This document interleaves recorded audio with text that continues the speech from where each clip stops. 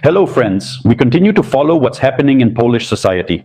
Let's talk about the endless lines at the border, as well as a petty thief's stupidity and court cases over 16th century masterpieces. We live in interesting times. We're analyzing how harsh everyday logic, new technologies, and cultural pragmatism all intertwine in unexpected stories.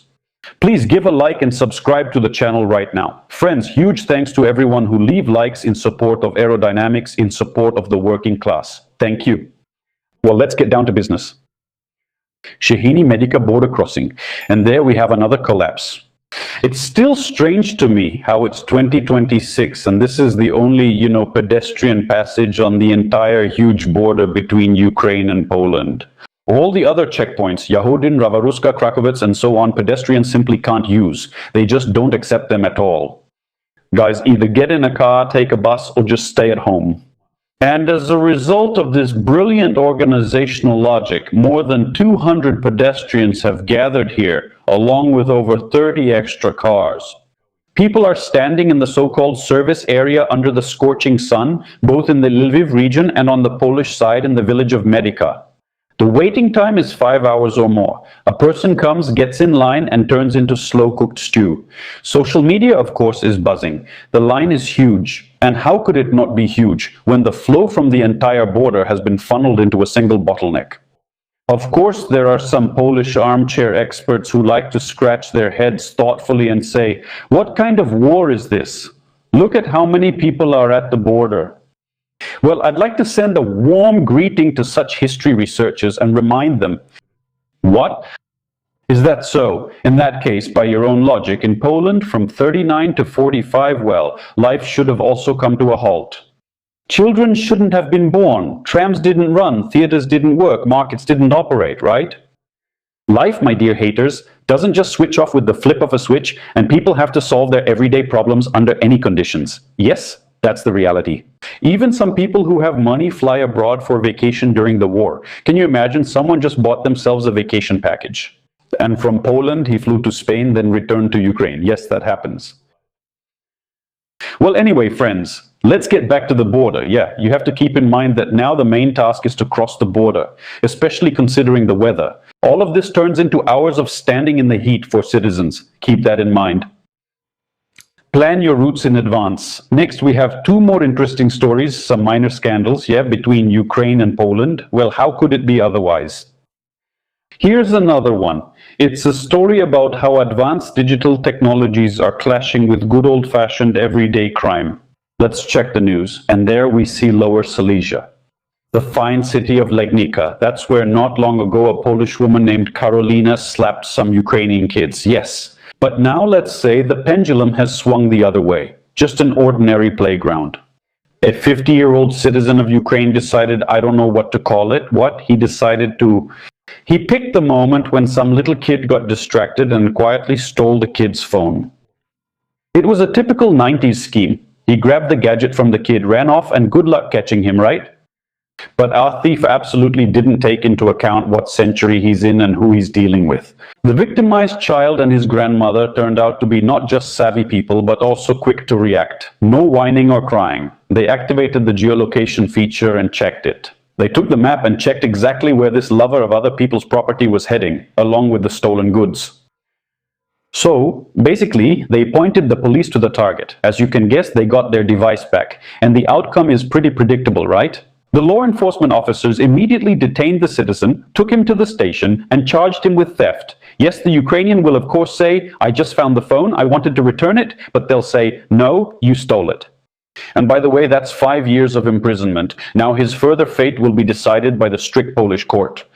Yes, of course, the police issued an appeal to parents. Explain to your children to watch their belongings, and if something happens, turn on the GPS and call 997, but don't get into a fight yourself. Well, honestly, I don't know if we should believe him when he says he found the phone, but you should never take someone else's things. It's better to just walk by. Sure. Or take it straight to the police. Or better yet, just act like you saw nothing and keep walking. Maybe. Write in the comments what should have been done. But if he really just stole the phone, then he's just an idiot. Who decided, out of his own stupidity and greed, to cast yet another shadow over the whole community? Yes, but for those making broad generalizations, it's worth remembering the historical facts. In the 1990s, certain Polish citizens were also heavily involved in car theft in Germany. Of course, that doesn't mean that all Poles were thieves. A petty crook is a petty crook anywhere, even in Africa, regardless of their passport. But again, if it's true, if he really did steal, then he's clearly stuck in the mindset of the pager era. And he didn't realize that nowadays a phone isn't just a piece of plastic, it's a personal tracker that will give you away completely. Well, it's a clear lesson on how progress makes a crook's life much harder and more miserable. So, friends, we have another piece of news. Yes, this one's on another level, another masterpiece. From Lviv, museum valuables were evacuated to Poland. They were saved from harm's way for temporary storage. Among other things, there is a 16th century portrait of Roxolana and a portrait of a young man, Aloysius Raikan, from 1850. They were displayed at the Pomeranian Museum in Slupsk during the Borderlands of Europe exhibition. Everything is beautiful, a cultural exchange. The exhibition runs until October 2026, so you still have time. And then, who do you think steps onto the stage? A prophet? No. The heir of the Polish prince Andrzej Lubomirski. Through his lawyer, they make this statement literally. Just a moment. Excuse me, dear gentlemen, these are from our grandfather's collection. Why should we return the paintings to Lviv? A new museum of the Lubomirski princes is being built right here in Wrocław. Here it is, those portraits will fit perfectly there, and off they went to court. Demand that the Lviv Museum be prohibited from disposing of its own property while the proceedings are ongoing.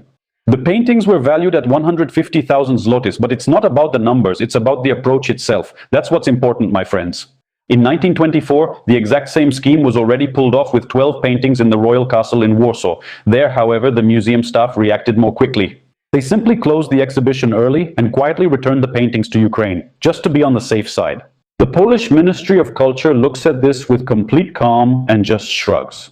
Well, questions of ownership are resolved exclusively through the courts. The organizers should have submitted their applications on time for immunity from seizure. That's how it is. As they say, watch closely. It's all talk of friendship and sometimes support. Mutual respect has become very rare lately.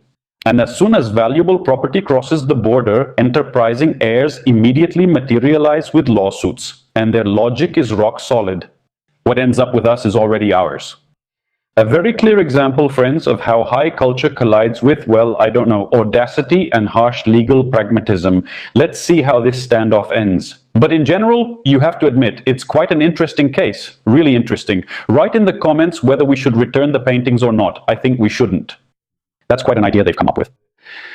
That's the situation we have at the border. That's the situation with Ukrainians in Poland? Yes. And the relationship between Ukraine and Poland. It's interesting, of course.